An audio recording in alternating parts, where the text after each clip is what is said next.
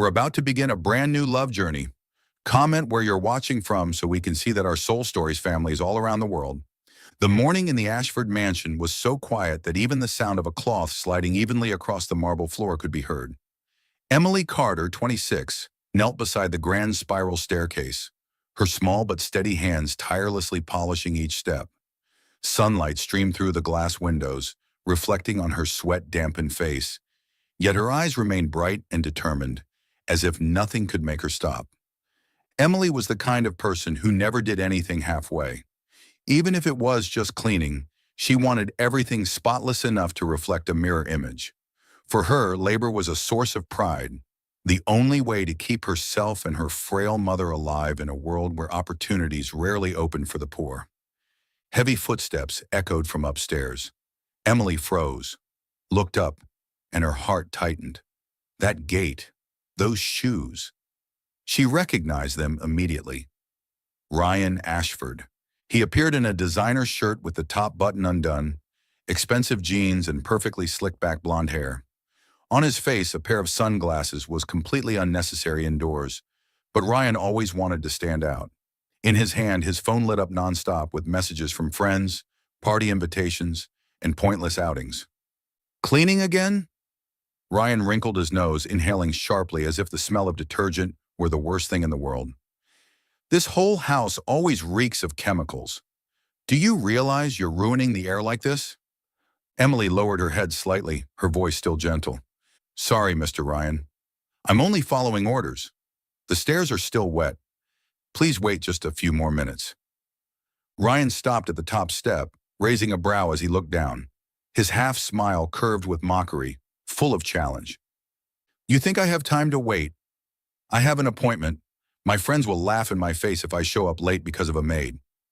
Emily bit her lip. Her heart was pounding, but her voice remained firm. Just 5 minutes, sir. If you step down now, stains will remain, and people will say I didn't do my job properly. Please.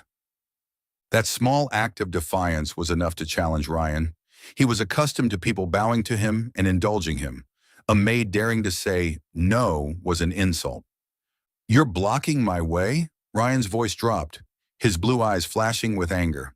I'm not blocking you, Emily replied, clutching the cloth tighter. I'm just protecting my work. The silence stretched, heavy as if a storm were about to break. And then it did. Get out of my way, Ryan shouted, stepping down one stair, then suddenly shoving Emily hard on the shoulder. The world seemed to stop. Emily lost her balance as her shoes slipped on the still wet marble. She screamed sharply as her body crashed down the steps, the sound echoing like knives striking metal. The bucket rolled wildly, spilling water everywhere, mingling with shards of glass from the tray she had just carried. Emily! A voice cried out from the end of the hallway. She lay sprawled at the foot of the stairs, her face pale from pain. Her tear-filled eyes widened, her lips trembling. My leg! I can't move! Ryan stood frozen midway down the stairs. His hands trembled, his face drained of color. He had never thought that shove would have such devastating consequences. All he'd wanted was to push her out of his way, to prove who held power in this house. A chill ran down Ryan's spine when an enraged voice thundered behind him. Ryan! What have you done? Charles Ashford, the powerful father Ryan had always tried to avoid, was standing there, his face flushed with fury, his eyes burning into his son as if to set him on fire. I didn't mean to, Ryan stammered. She was blocking me. Charles wouldn't hear another word. He rushed down the stairs, kneeling beside Emily, his aged but strong hands gripping her small trembling ones. My dear girl, hold on. The doctor will be here soon. I'm sorry. I'm so sorry for my unruly son. Tears suddenly welled in Emily's eyes. Not from the pain, but because, for the first time in this cold mansion, someone had called her my dear girl. As for Ryan, his heartbeat turned frantic. Terror rose as he watched his father, the man he thought would never bow, now pleading with a maid, and all of it, because of his own reckless act. The urgent wail of an ambulance siren echoed through the stillness of the morning. Emily lay on the stretcher, her face pale, cold sweat covering her forehead. Every jolt sent pain shooting up from her lower back, tearing through every nerve. She bit her lip to keep from screaming, but her wide eyes seemed to plead with someone, anyone, for just a moment of peace. At the hospital, nurses hurriedly pushed the stretcher into the emergency room. Ryan followed, his face dazed, but every step weighed down by the war inside him. His familiar arrogance wanted to deny fault, while fear whispered that this time he had truly gone too far. The doors to the ER closed, leaving Ryan stranded in the cold, bright hallway. The sharp echo of leather shoes striking the floor made him look up. There stood the tall, imposing figure of his father, Charles Ashford. The man with salt and pepper hair and piercing eyes appeared like a towering glacier. Ryan instinctively stepped back. His father said nothing to him, only walked straight to the ER doors where the red emergency light was flashing. "Father!" Ryan stammered, but the words died when Charles turned. In those eyes was not just fury, but also deep disappointment, the kind of weapon that cut deeper than any blow. Charles gave no reply. He sat heavily on the bench, his large hands braced on his knees. He had faced boards of directors, governments, and countless enemies in business. Yet he had never felt as powerless as he did now, while an innocent girl suffered because of his son's reckless act. An hour later, the doctor emerged, face grave. "She has suffered serious spinal damage. We've stabilized her back, but recovery will take a long time. The chances of full recovery are very slim." Charles's chest tightened. He nodded in thanks, then quickly entered the recovery room where Emily lay on the hospital bed, her face ghostly pale, her breathing faint. He moved quietly to her side, sat down, and clasped her frail hand gently in his large one. "My dear girl," he whispered, his voice low and rough, "I come not as a master, but as a failed father." Emily opened her eyes, meeting his gaze with broken breaths. "You don't need to. This is Ryan's fault, not yours." Charles shook his head, his eyes deep with regret. "No, Emily. This is my fault. I let him grow up spoiled, lost in meaningless parties, worshiping money. I knew he was corrupt, but I kept thinking one day he would change on his own. And today," his voice broke, "today I was wrong. Wrong enough to nearly destroy your life." Emily turned her face away, a tear sliding onto the pillow. A storm of emotions surged inside her. Anger at Ryan, pity for herself, and unexpectedly, a tremor of feeling at this man's sincerity. Charles drew a deep breath, then spoke slowly. "I could use the law to punish him. Let the police take him away, make him pay for what he did. But," he paused, eyes locking on hers, desperate yet pleading, "I believe only a woman like you, strong, kind, unafraid to stand up to his arrogance, can truly change him. Emily, I beg you, help me reform him." Emily stiffened, her heart twisting with shock and anger. "No!" she burst out, her voice fierce despite her pain. "You expect me to tie my life to the man who hurt me?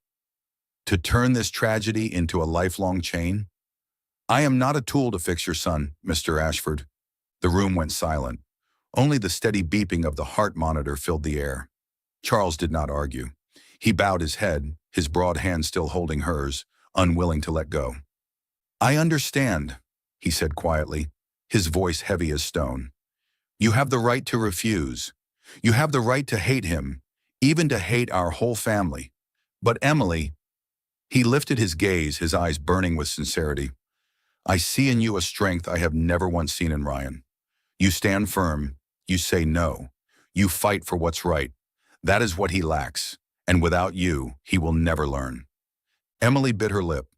In that instant, memories rushed back, those times Charles passed her while she cleaned and always gave her a small nod instead of treating her as invisible. Those times he addressed her by name, not Maid. And this morning when he had knelt beside her at the foot of the stairs, worried for her like she was his own daughter. Her heart trembled. She wanted to refuse, to end it once and for all. But Charles's eyes, not pleading for himself but for his son, left her silent. She turned toward him, her voice trembling yet clear. "If I agree, it won't be for Ryan. It will be for you." Charles's eyes blurred with tears, his gaze shimmering. He squeezed her hand tightly, whispering, "Thank you. I promise to stand by you. Ryan must face responsibility. And until he learns what love and respect truly mean, I will never leave you alone." Emily closed her eyes and sighed. She had just bound herself to a thorny path, yet her heart whispered that this was the right choice. Not to forgive Ryan yet, but to give a man a second chance, the chance his father had begged for with all his heart. Outside the room, the hallway was empty. Ryan knew nothing of this agreement. 3 weeks after the accident, Seattle's sky was gray and cold, fine drizzle blurring the glass windows of the Ashford mansion. Emily sat in her wheelchair by the window, thinner than before, yet her eyes still shone with pride and determination. The doctors had sent her home with strict instructions to limit movement. Every time a sharp pain shot up her spine, she clenched her teeth and endured it, never allowing anyone to see her weakness. Meanwhile, Ryan had practically vanished from the house. Night after night, he drowned himself in alcohol and parties, desperately trying to avoid the haunting memory of Emily tumbling down the stairs. To him, it was nothing more than an accident, an unfortunate incident he refused to acknowledge again. Until that afternoon when Charles summoned them both to the Grand Hall. Emily was wheeled in first, seated across from Charles. He wore a gray suit, his face stern, his eyes heavy with resolve. A few minutes later, Ryan walked in, still holding a half-finished glass of whiskey, his expression sour. "Father, I don't have time for these pointless family meetings," he grumbled. Charles didn't waste words. His voice was low, steady, and striking like a gavel. "Ryan, you will marry Emily. Here, in this house. No lavish wedding, no spectacle, but legal and legitimate. From today on, you will take responsibility for her life." The glass in Ryan's hand froze midair, the liquid trembling. He burst into mocking laughter. "You're joking, right? Me, Ryan Ashford, marry a maid in a wheelchair? Do you want to make me a laughingstock in front of the entire world?" Emily said nothing. She sat upright, her gaze calm, as though his words were no more than passing wind. Charles stepped forward, his voice sharp and cutting. "This is no joke. It's your only choice. Either marry Emily and care for her, or let the police do their job." Ryan froze, his brow furrowed. "What do you mean?" "I mean," Charles locked eyes with his son, "under U.S. law, an assault that causes severe injury can be prosecuted. The police already have their report, and the hospital has its records. Do you know what the sentence could be? More than 10 years behind bars, Ryan. That's the real price." Ryan's face drained of color. His hands shook, a few drops spilling onto the marble floor. He swallowed hard, but still forced his voice into a defiant growl. You wouldn't do that. You wouldn't let the media drag our family name through the mud." Charles gave a bitter laugh, cold and sad. "You still don't understand? I'd rather lose our reputation than watch you become an arrogant criminal. You've crossed too many lines already, and this time, I will not cover for you." Emily spoke then, her voice soft but unyielding. "If you don't want to, let the court decide. I don't need your pity. All I need is justice." Ryan whipped around, his blue eyes blazing. For the first time, he saw that the fragile girl before him could speak to him with such proud defiance. Who do you think you are to make demands of me?" he shouted, but his voice trembled, stripped of its usual certainty. Emily didn't look away. "I'm not making demands. I'm stating the truth. If I agree to this marriage, it will be to teach you how to respect another human being. And if you refuse, I will sit in this wheelchair, face the court, and tell them everything." The room fell into silence. The pendulum clock ticked loudly, each beat measuring the weight of the tension. At last, Charles stepped forward, placing a heavy hand on his son's shoulder. His voice was low, but it felt like a judgment. "Ryan, this is not a threat. This is your last chance.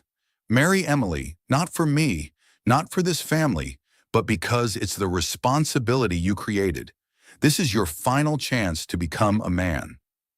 Ryan panted, his hand curling into a fist.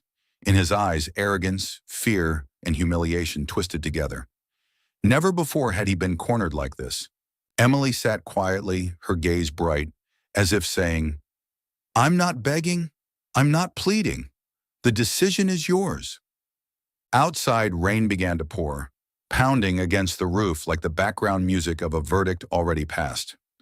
Ryan clenched his teeth until his lip bled. He turned his face away, but deep inside, he knew he had run out of escapes. On the first day after the rushed wedding, no one in the Ashford mansion saw any trace of a newlywed couple. There were no parties, no roses, no gentle music, only a heavy silence blanketing the house that was already cold. Emily sat in the living room, her wheelchair placed by the wide window overlooking the vast garden. She folded her arms across her chest, her gaze fixed on the damp Seattle sky. Part of her still hurt physically, but deeper inside was tension and expectation. She didn't know how Ryan would react to their new life. The sharp echo of footsteps on marble announced his arrival. Ryan, in an unbuttoned shirt, his face dark, walked in. He didn't look at her, just glanced her way as though she were an inconvenient piece of furniture. "Father forced me into this, but don't think you can control me," he muttered, his tone both tired and arrogant. Emily lifted her head, her dark eyes flashing coldly. "I don't need to control you. I just need you to take responsibility for what you caused." Her reply left Ryan speechless, but he didn't argue further. That afternoon, Emily spoke plainly. "I want to go to the upstairs bedroom." Ryan's head shot up, his eyes wide. "What? There's no elevator. How am I supposed to get you up there?" "You're my husband," Emily said calmly. "You'll carry me." "No way," Ryan exploded, springing to his feet. "Do you think I'm your servant?"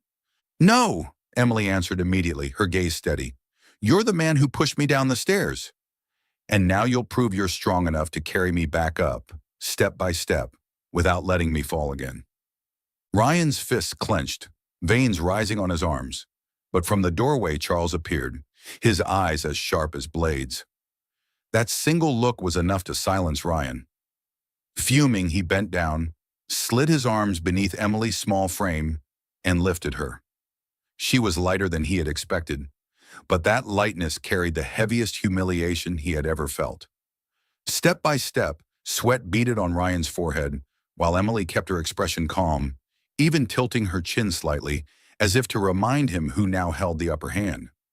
When they reached the second floor, Ryan set her down on the settee, gasping for breath. "Done? Happy now?" he snapped. Emily gave a faint smile. "This is only the beginning." The next morning, Emily asked for a simple breakfast, pancakes and a cup of hot coffee. Ryan nearly choked in disbelief. "You think I'm a chef?" Emily arched a brow. "I just want to see if you can meet someone else's basic needs. Or is even that beyond you?" Cursing under his breath, Ryan had no way out. In the kitchen, he fumbled with flour, eggs, and milk. The result? A scorched pancake and coffee as weak as water. Emily eyed the plate and smirked. "Looks more like you tried to burn down the house than cook." Ryan's face flushed red with anger, but Charles's voice came from the kitchen door. "Keep going, Ryan. You're not allowed to quit." Grinding his teeth, Ryan tried again. The second attempt was even better. Imperfect, but still edible. Emily picked up her fork, ate slowly, and glanced at him. "See? You can do it, as long as you try." Ryan didn't answer, but inside him, a shard of pride had cracked. That afternoon, Emily requested, "I want to go to the garden. The sun is out. I need fresh air." Ryan scowled.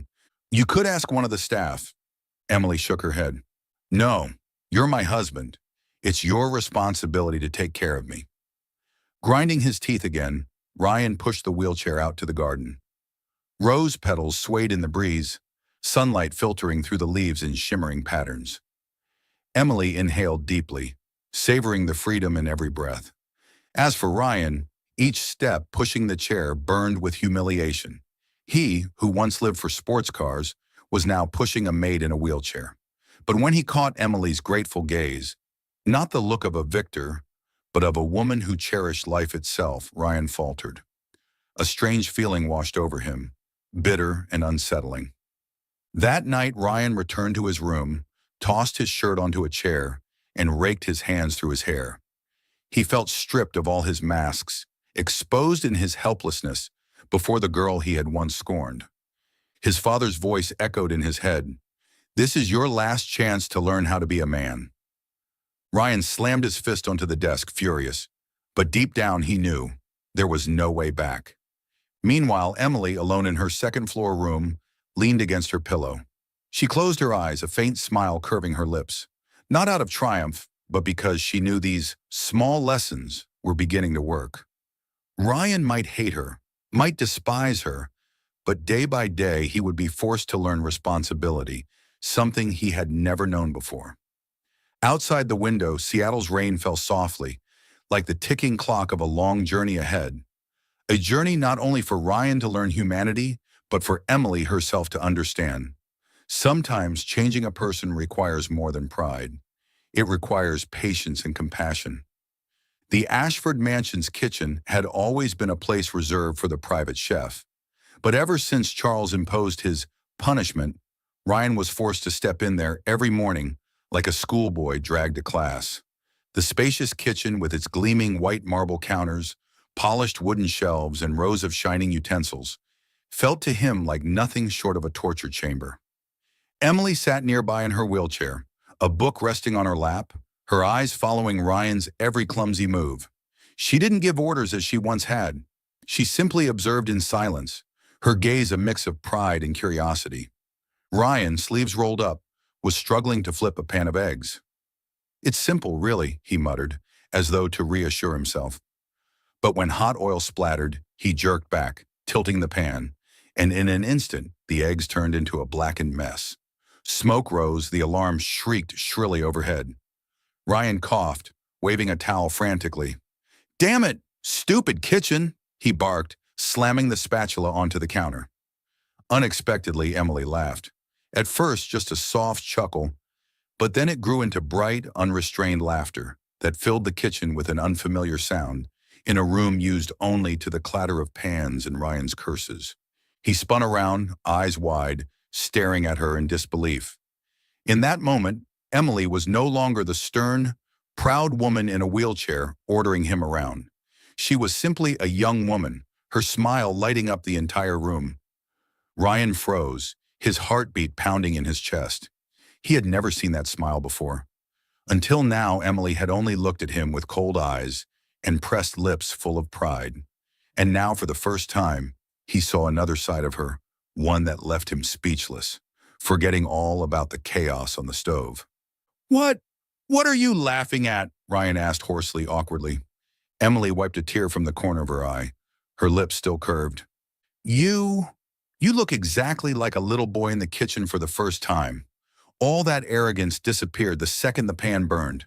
It's hilarious." Heat rushed to Ryan's face. He wanted to snap back, to yell, but the words stuck in his throat, because deep down he couldn't deny it. The smile in front of him was so beautiful it unsettled him. He turned away, fumbling to switch off the stove, tossing the burnt eggs into the trash. The usual stream of curses didn't come. Instead, there was only silence, strangely hollow yet tinged with something new, something warm. From the doorway, Charles stood quietly, watching. He had seen Ryan lose his temper countless times, had seen Emily's unyielding pride. But this was the first time he saw her laugh, and the first time he saw his son truly flustered. The old man's heart clenched, then eased with a sigh of relief. He whispered to himself, "Emily, she's the key." For years, Charles had tried various methods, including rules, authority, and even threats, to restrain his unruly son. But he had never once seen Ryan truly shaken. Today, with just one smile, Emily had achieved what he never could. He turned silently, leaving the two young people their space. Ryan quickly rinsed the pan under the faucet, his face burning. He didn't dare look at Emily again, but her laughter echoed in his mind, like a strange melody seeping into the cracks of the arrogant wall he had built around himself. Emily, noticing his unease, tilted her head slightly, her eyes softening. "You can learn, Ryan. No one is born knowing everything. What matters is whether you're willing to try." He swallowed hard, still facing away. "I don't need your advice." His voice, however, lacked its usual conviction, sounding more like an excuse. Emily didn't reply. She only gave him a faint smile, this time without laughter. But it was enough for Ryan to realize she no longer saw him as an irredeemable enemy, but as someone capable of change. That night, Ryan lay sprawled on his bed, staring at the ceiling. Emily's laughter replayed in his memory. He tossed, raked his hands through his hair, frustrated with himself. Why? Why was he, Ryan Ashford, who had never cared for any woman beyond parties and flings, so unsettled by the smile of a maid? He had no answer. Only the certainty that from this day on, Emily was no longer just the burden in a wheelchair.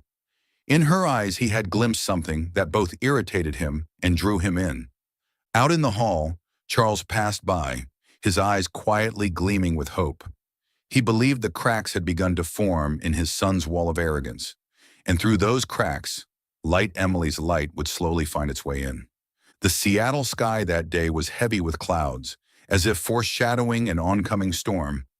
Inside the Ashford mansion, the air was just as thick, pressed down by unspoken words and emotions that had been suppressed for far too long.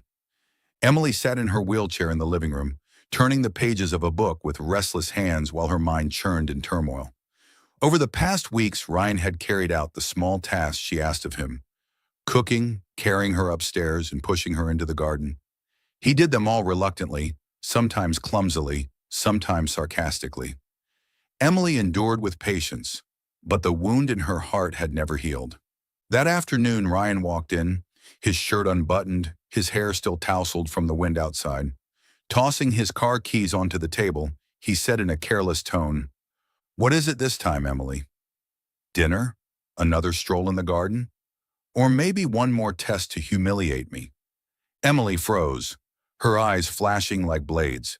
The composure she had fought to maintain shattered in an instant. "You think this is a joke?" she screamed, her voice breaking. "You destroyed my future. I will never be able to walk normally again. I once dreamed of traveling, of working in a job I loved, of living a free life. And you, in one moment of rage, you stole it all." Ryan stiffened, his shoulders taut. He had never seen Emily lose control like this. Her words crashed against his chest, leaving him breathless. Emily went on, tears streaming, but her voice sharp as steel. "You think one sorry is enough? You think half-burnt meals make up for nights of agony when I didn't know if I would ever stand again? You've never understood, Ryan. You only ever cared about yourself, your pride, your reputation, your image as the spoiled heir. And me? I was nothing but the victim you left behind." The room trembled with her every word. Ryan wanted to argue back, but his throat was dry. The curses that usually came so easily would not form.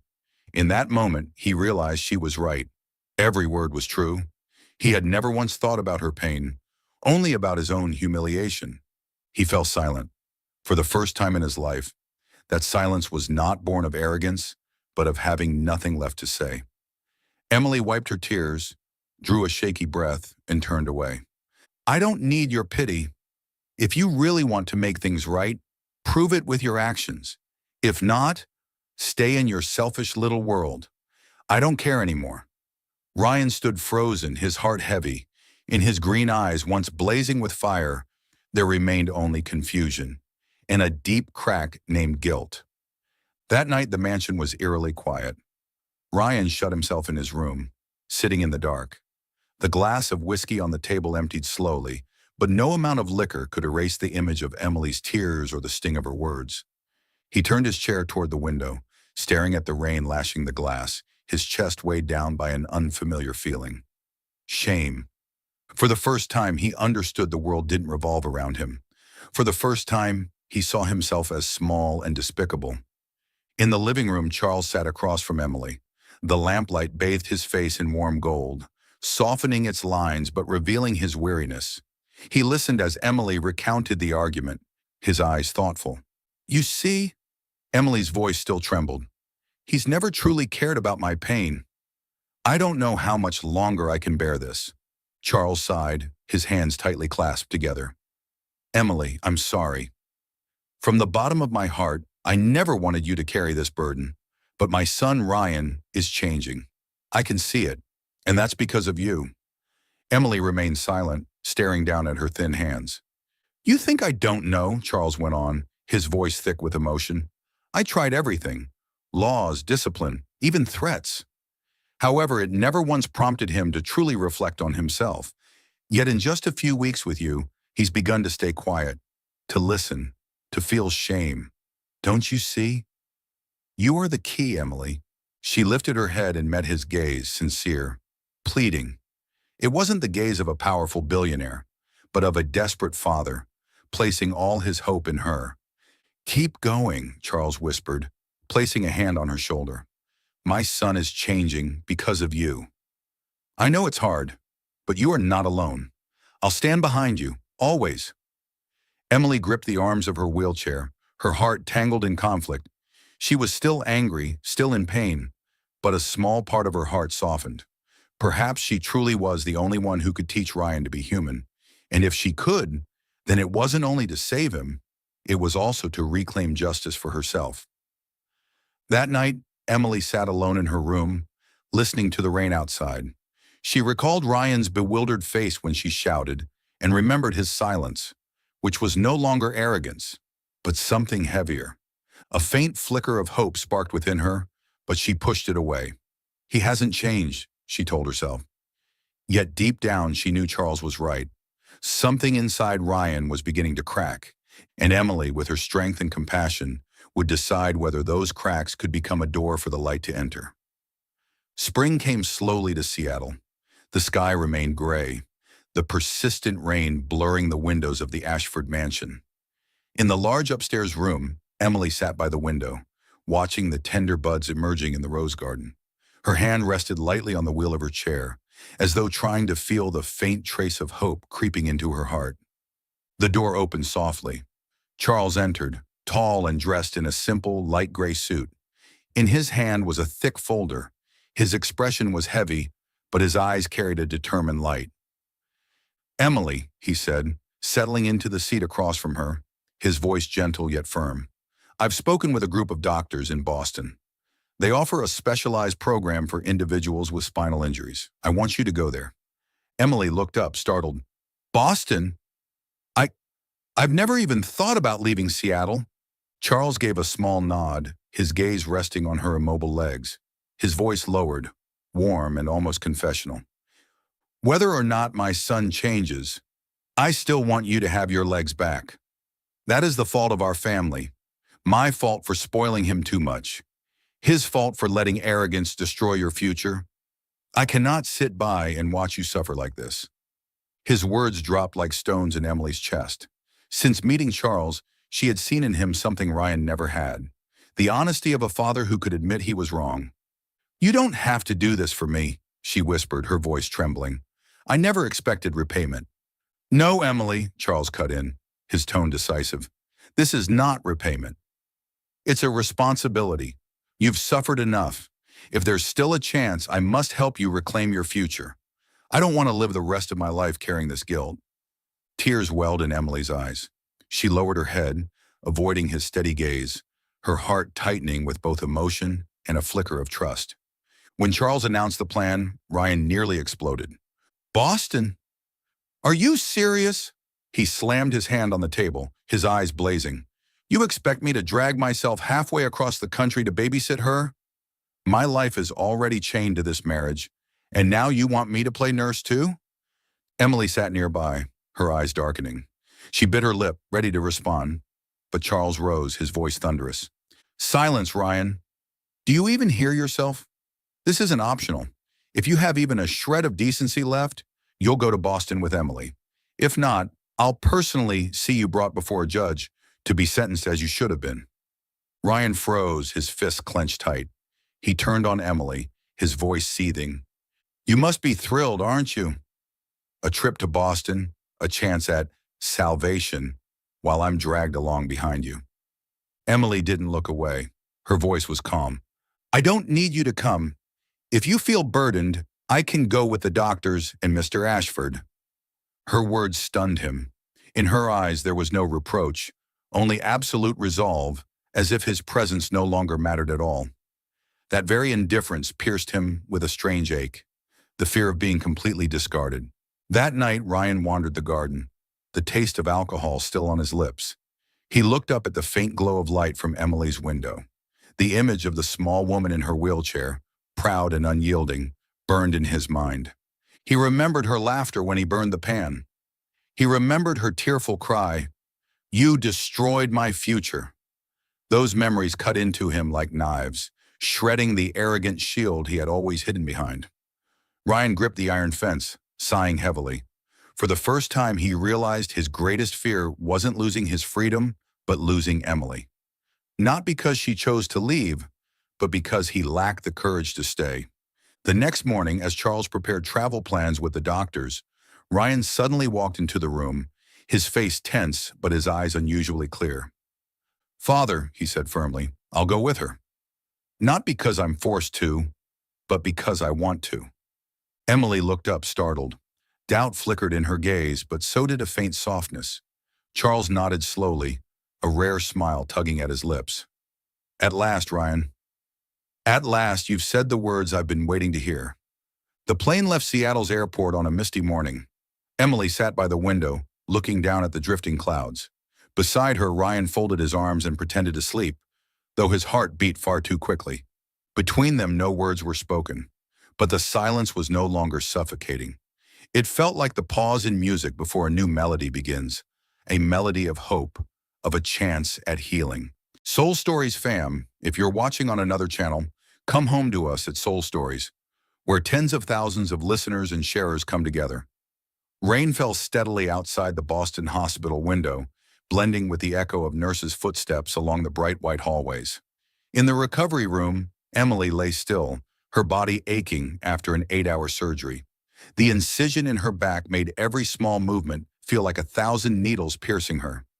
Yet her brown eyes still shone, not because the pain was gone, but because in her heart flickered a fragile hope, the chance to walk again. Ryan sat on the bench beside her bed, hands clasped tightly, his gaze fixed on every breath she took. Since the surgery ended, he had hardly left the room, a stark contrast to the arrogant young man who once ran from responsibility. At times, he wanted to say something, but stopped himself. Deep down, he knew that right now, words meant nothing. A week later, Emily began assisted therapy. With just the effort of turning her body, sweat drenched her skin, and she bit her lip until it bled to hold back the cries of pain. Ryan stood nearby, torn with the urge to help, but he held back, fearing her proud eyes would reject him. "You're doing well," the therapist encouraged. "One step at a time, Emily. Don't rush." She gave a small nod, wiping the sweat that slid down her cheek, silently promising herself, "I will stand, even if it's just one step." Ryan watched, and for the first time in his life, he saw how a small, fragile figure could be so unyielding. He remembered himself collapsing in anger over losing a bet, raging over petty things. But she, though the whole world seemed against her, still refused to surrender. 3 weeks later, on a bright Boston morning, the therapist brought a walking frame. Emily sat in her wheelchair, hands clenched into fists, eyes locked on the bars of metal before her. "It's time to try standing," the doctor said gently. The room fell silent. Ryan stepped closer without thinking, his heart pounding. Emily gripped the frame, inhaled deeply, then strained her body. Pain shot through her back. Her legs trembled violently, but she bit her lip, refusing to give up. Ryan nearly rushed forward when she wavered, but stopped, his fists tight at his sides. He knew if he helped, she would see it as pity. She needed this victory to be her own. And then, slowly, Emily rose. Her whole body shook, sweat soaking her hair, but her eyes blazed with light. The room erupted with applause from the doctors and nurses. Ryan stood frozen, his throat tight. Before him was no longer a weak girl in a wheelchair, but a warrior, reclaiming every centimeter of ground with sheer will. Breathless, Emily whispered through clenched lips, "I can still stand." In the days that followed, Emily continued to train. First, a few seconds upright, then small steps with the frame. Each movement contorted her face in pain, but her eyes never wavered. Ryan sat nearby, watching silently, each session tightening his chest with both sorrow and awe. A month passed, and she was finally given a pair of silver crutches. When her first step echoed on the wooden floor, Ryan felt his heart plummet. Each lift of her foot was slow, but steady, radiating a fierce, unbroken strength. He stepped forward, hand half raised, but Emily shook her head, her gaze firm. I don't need you to hold me. I'll walk on my own. Ryan bit his lip, pulling his hand back, but inside him swelled an emotion he could no longer deny. Later, as they sat resting in the hospital garden, Ryan finally spoke, his voice hoarse. Emily, you're stronger than anyone I've ever known. I... Emily cut him off, her sharp eyes piercing his. Don't think that just because I can stand, everything is erased. Don't imagine these steps forgive you. Ryan faltered, struck silent. I don't forgive just because I can walk again, she continued, her voice unyielding. You have to prove it with actions. You have to show me you've truly changed. Otherwise, all of this means nothing. That night, Ryan sat in the small family room, the dim yellow lamp casting shadows across his weary face. He replayed the image of Emily rising with the frame, sweat pouring from her eyes alight. For the first time, he understood that forgiveness could not be begged for, nor bought. It had to be earned. He bowed his head, whispering to himself, Emily, I will prove it, not with words, but with my entire life. Outside the window, the city of Boston sparkled under the summer night, igniting a new flame in the heart of a once arrogant man, now learning how to become human. A misty Boston morning. The rehab room echoed with the soft squeak of rubber soles, the steady counting of the physical therapist, and a deep male voice, lowered and unusually patient. Slowly, Em. Inhale, hold. Each step steady. I'm here. Ryan lightly held the safety belt strapped around Emily's waist. Not pulling, not pushing, just close enough so that, if she faltered, he could catch her. Emily lifted her crutch, her knee trembling. 1, 2, 3. Sweat dotted her temples. By the fourth step, she stopped, wincing. Pause, she panted. Pause, Ryan echoed immediately, handing her the ice pack he had prepared. New rule. Pain means stop. No false heroics. He pulled a mock-serious doctor face, then winked. But if you want to be a superhero, I'll sew a cape. Just remember, it has to be silver, to match your crutches. Emily laughed, a tired but warm sound that loosened the tension in her muscles. The therapist glanced over, nodded. Good. Continue after 30 seconds. Over the past weeks, Ryan had practically rewritten his schedule. He kept detailed notes of Emily's sessions in a notebook, recording the number of steps, pain levels, which stretches worked, and which should be skipped. He learned to apply cold packs, massage outer thigh muscles, and time her pain medication 45 minutes before sessions. He even gave each stage a name, the Mars shoulder, because of leaning on the crutch, June's step, and safe landing. So when she grew tired, he turned practice into a game with clear goals. Some days Emily's face darkened, her muscles rebelled, every step heavy as lead. Ryan didn't offer hollow encouragement. He simply pulled a chair to her level, offered headphones. Today's playlist is Tempo 92. You set the beat, I'll follow. Soft music played. Emily closed her eyes and breathed deeply. 1, 2, 3, 4.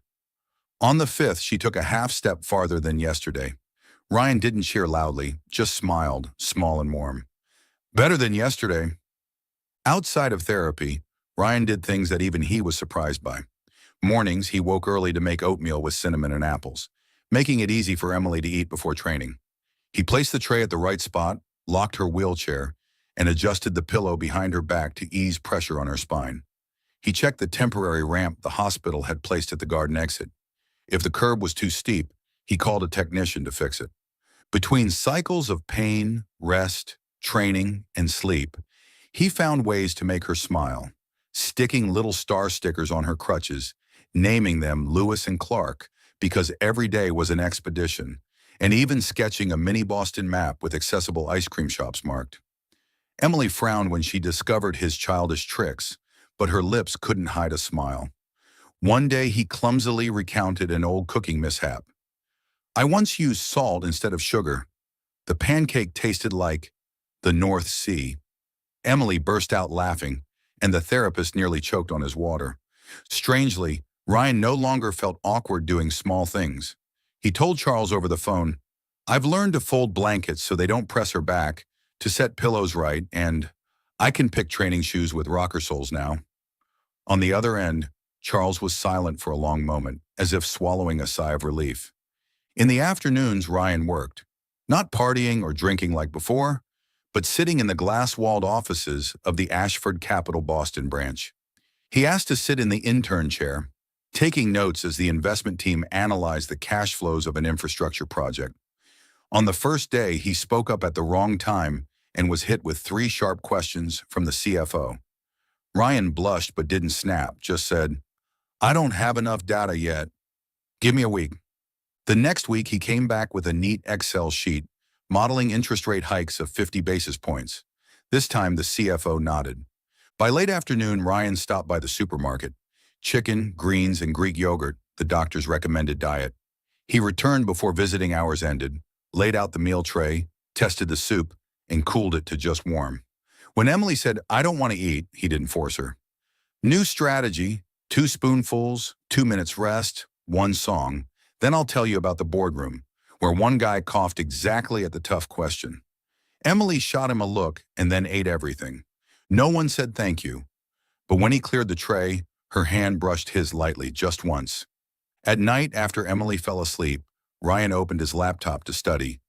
Basic neurology terms, safety checklists for transferring from a wheelchair to a bed, and isometric exercise routines. On another tab, risk analysis documents. Two worlds once apart, now connected by a fragile thread. The will to become a better man. Friends called him to go to bars. Ryan texted back, "Another time." One jeered, "Your wife's got you chained?" Ryan nearly snapped, but instead replied, "I'm busy." Hanging up, he realized with surprise that he felt calm. He needed no applause, no approval. He wasn't proving anything to them. He was proving something to himself and to Emily. One golden afternoon, the hospital allowed outdoor practice. Ryan wheeled her into the courtyard, set the crutches, and locked the chair. "Flat ground here. Let Lewis and Clark explore?" Emily smirked. What a stupid name. But she still stood, step by steady step, her breath even. Ryan walked just behind, neither urging nor teaching, just there. "Someday," he said, "if you want to hike the lake trail, I'll match your pace. Slow or fast, doesn't matter." "You think I need you with me?" "No, I think if you want, I'll be there." A short silence, then Emily said softly, "Fine." That night, Ryan wrote in the notebook, steps 36, smiles 3, pain 6 out of 10, eased after ice. Below it, he scrawled, "Learn to listen more than talk." And he truly listened. When Emily said, "My back feels different today," he didn't assume. He asked, "Different how?" When she snapped from pain, he didn't patch it with, "It'll be okay." He just sat, offering his hand for her to grip through the spasms. One evening, Emily suddenly shared an old dream, studying interior design, opening a small studio, creating spaces that breathe for people with special needs. Ryan didn't interrupt. The next day, he printed research on universal design, highlighting passages. He left it on her table. Emily's eyes flickered when she saw it. "Who told you to print this?" "No one," he smiled. "I want to hear you say more." Charles flew to Boston one weekend. From the hallway, he watched his son push the chair, saw him lock the brakes, adjust the pillow, open the door with his hip to keep his hands free, movements instinctive, learned nowhere in a rich man's home. Charles said nothing, only blinked back tears when he heard them laugh over North Sea pancakes. At dinner, Charles asked about work. Ryan answered simply, no exaggeration. "I'm learning. It's hard, but I like the feeling of getting it right." Charles nodded, but his gaze shifted to Emily. She returned the look with a tiny nod. It was enough for a father to understand. Real change was happening, not in reports, but in the kitchen, on the training floor, in fleeting moments of patience. Late at night, Boston quieted. Emily leaned against her pillow, flipping through Ryan's notebook left behind. The handwriting was messy, slightly slanted, but every page said, "Today a little better than yesterday." On the last page, in small letters, "If the day ever comes you forget to believe in yourself, I'll remind you." She closed the notebook and stared out the dark window. Inside her, something shifted, not full forgiveness, but a sprout of trust. Ryan still had rough edges, still made clumsy mistakes, but he was doing something he had never done before, staying, listening, and getting the small things right. When Ryan walked in carrying a fresh ice pack, Emily spoke without looking at him. "Tomorrow, let's try 40 steps." He froze, then smiled a rare, genuine smile. "Team Expedition accepts the mission." Emily turned and caught his eyes. For a brief moment, they both laughed. No promises, no declarations. Just a small rhythm between them. The rhythm of slow, steady steps, of a man learning to love through action, and a woman slowly learning to believe. Thank you for being part of Soul Stories. If you're listening on another channel, come back to the official home so you can continue our love journeys together with the Soul Stories family. The Boston night stretched on in silence. The hospital lay still in its white corridors, filled only with the soft hum of the air conditioner. In the recovery room, a pale yellow lamp cast its glow across Emily's face, her shadow long against the wall. She leaned back against the headboard, her crutches resting neatly by her side. Her heartbeat was steady, but her eyes still carried a sorrow that had yet to fade. The door creaked open. Ryan stepped inside, tension etched across his features. He brought no jokes, no playful banter this time. Instead, he walked quietly forward, stopping right before her. "Ryan!" Emily lifted her head, her brows furrowing slightly. "This late? What are you?" Before she could finish, Ryan dropped to his knees. His hands rested on his thighs, his eyes locked on hers. Gone was the arrogant gaze of the past. What remained was raw sincerity, so unguarded that Emily's breath caught in her throat. "Emily," his voice trembled, but each word was clear. "I'm not asking for pity. I'm asking for a chance to love you the right way." The room fell silent. Emily held her breath. That confession from a man who once knew only pride and arrogance carried more weight than 1,000 promises. "You," Emily tried to steady her voice, though her eyes blurred with tears. "Do you know, if I had lost my legs that day, I might have hated you forever? Every time I looked at you, I would have seen nothing but cruelty and selfishness." Ryan lowered his head, his face tightening. But then Emily continued, her voice breaking into a whisper. "But God let me live. He gave me the chance to stand again. And if he chose to keep me here, I won't waste that chance on hatred. I choose forgiveness." Hot tears streamed down Emily's cheeks. Ryan's head shot up, his eyes blazing as if the whole world had just opened before him. His hand lifted, trembling, hovering midair as though afraid to touch something so fragile. "Emily." She gave a small nod, a trembling smile on her lips. "But forgiveness doesn't mean forgetting. You must prove it, with your whole life." Ryan nodded hard, eyes red. "I promise." In that moment, the distance between them dissolved. His hand finally brushed her cheek, and for the first time, not out of anger or duty, they kissed. A kiss unsteady, slow, but filled with power. It tasted of tears, carried the sweetness of hope, and the warmth of a love just beginning, yet already bone deep in its truth. Emily felt her heart break free. No more chains of the past, no more abyss of resentment, only heartbeat against heartbeat, in acceptance and in genuine love. When Ryan pulled away, he whispered, "Thank you. Thank you for giving me the chance to become worthy." Beyond the window, Boston shimmered with nightlights. Inside that small room, two people once bound by hatred now discovered a simple truth. Real love begins with forgiveness. The grand ballroom of the Boston Hilton glittered under crystal chandeliers, the sound of piano music filling the air with elegance. Tonight, the Aquila family is hosting a large-scale charity gala to raise funds for children with disabilities. Reporters crowded at the entrance, camera flashes popping relentlessly as they awaited the main appearance of Charles and his son, Ryan. Inside a limousine, Emily's hand trembled slightly as she adjusted the emerald gown tailored just for her. Her crutches lay neatly at her side, catching the light of the car. Though weeks of therapy had helped, walking was still difficult.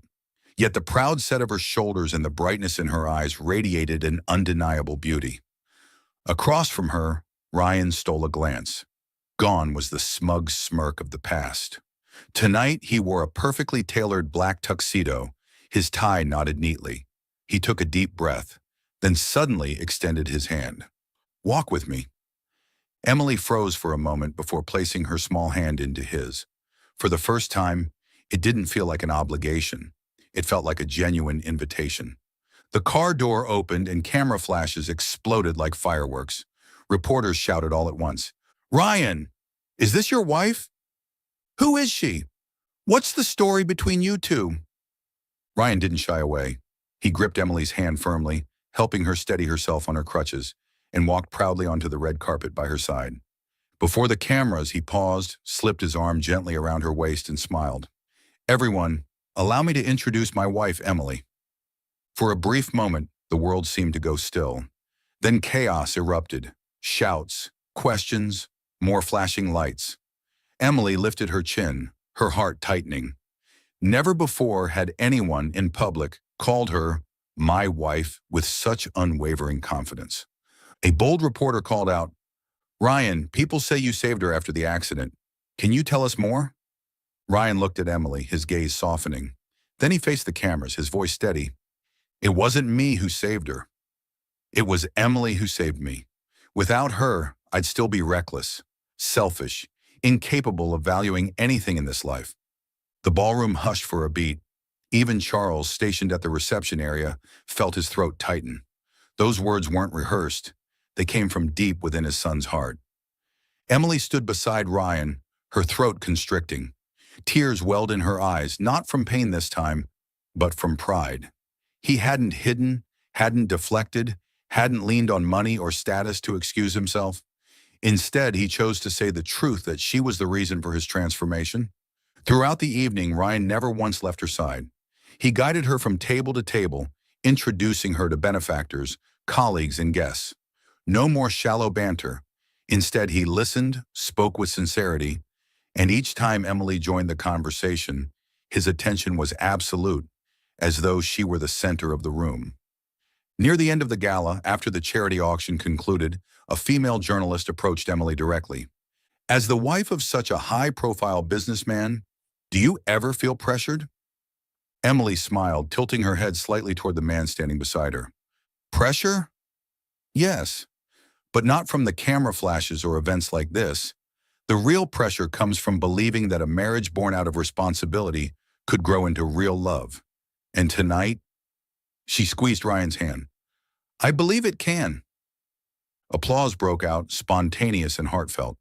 Not for a clever answer, but for the authenticity shining through the woman once dismissed as just a maid. That night, when the event ended and their car pulled away, Emily leaned back into the seat with a deep breath. Through the rearview mirror, Boston's city lights sparkled like 1,000 stars. "Thank you," she whispered. Ryan raised a brow. "For what?" Emily turned to him, her smile delicate but proud. "For not treating me as a burden. For calling me your wife in front of everyone. And for the first time, making me proud to bear the name Ashford." Ryan didn't answer right away. Instead, he lifted her hand, pressed a kiss to the back of it, his eyes shining with no trace of arrogance, only profound respect. In that moment, Emily understood. Their marriage was no longer a chain. It had become a truth forged from responsibility, forgiveness, and a love steadily growing stronger. The following autumn, the garden of the Ashford estate glowed in golden hues. Maple leaves drifted gently onto the stone path, where Emily walked slowly, no longer needing crutches. With only a small cane for support, she moved step by step, steady and determined. Her gait wasn't perfect, but it radiated strength. Dressed in a simple wool dress, Emily shone with a quiet grace and resilience that made people forget she had once been the maid pushed down the staircase. Ryan walked beside her, carefully keeping pace. Whenever Emily slowed, he waited patiently, his eyes filled with pride. The man once infamous for arrogance had changed completely, calm, attentive, carrying the sense of responsibility he had once avoided. Over the past year, he was no longer the idle son wasting nights in bars, but Charles's right hand at the company, personally spearheading humanitarian investments and scholarship funds for children with disabilities. What are you looking at? Emily paused, tilting her head. Ryan smiled, leaned down, and kissed her forehead. I'm looking at you. You're the best thing I've ever had. Emily let out a soft laugh, her hand instinctively brushing over her stomach where a new life was growing. She was 3 months pregnant. The news had brought joy not only to Ryan, but also to Charles, who felt years younger. That afternoon, Charles called them both into the library. Sitting in his old armchair, the setting sun cast warm light over his face, deeply lined yet still sharp. When Emily entered, Charles rose and pulled out her chair himself, a simple gesture, but one of deep respect. Emily, he began, his voice slow and weighted with emotion. A year ago, I came to you in the hospital to ask one thing, to help me reform my wayward son. At the time, I thought that if he could simply learn responsibility, that would already be a blessing. He paused, eyes glistening. But you've done so much more. You didn't just change Ryan. You brought love into this entire family. I owe you a great deal, my daughter. Emily's throat tightened. Once again, Charles had called her my daughter with such tenderness. Tears welled in her eyes as she smiled faintly. Don't say that, Father. If you hadn't insisted on binding him to me, maybe I wouldn't have this home today. Ryan sat beside her, silently holding her hand. He looked at his father and at Emily, realizing that for the first time in his life, he wasn't trapped between arrogance and obligation. Now he was free to love, free to become the man he had always wanted to be. Outside the window, the Ashford estate glowed in the golden sunset. Once a cold symbol of wealth and pride, it had undergone a transformation. Emily's laughter now echoed in its halls, replacing the footsteps of emptiness. As Ryan walked through each room, he no longer saw sterile luxury. He saw love living in every corner. A few months later, when winter blanketed the garden in snow, Emily gave Ryan a gift, a small ultrasound photo. He pulled her into his arms, crying like a child, whispering, I'll do everything to make sure our child grows up in happiness. So different from the man I used to be. From the hallway, Charles quietly wiped away a tear. He remembered the day Emily sat stubborn and proud in her wheelchair, the very look in her eyes that had saved Ryan and saved the whole family. Spring arrived, the garden bursting into bloom. The Ashford estate was no longer a fortress of pride and vanity. It had become a home, a place filled with laughter, love, forgiveness, and new beginnings. On a sunny morning, Emily rested her head on Ryan's shoulder, her hand over her rounded belly. Charles stepped out onto the veranda, gazing at the young couple before him. With a contented sigh, he said, This is the true legacy of our family. Not money, not power, but love. Emily looked up, smiling gently, and in that moment, they all understood. A story that had begun in pain and arrogance had ended in enduring love, a love strong enough to rebirth a home.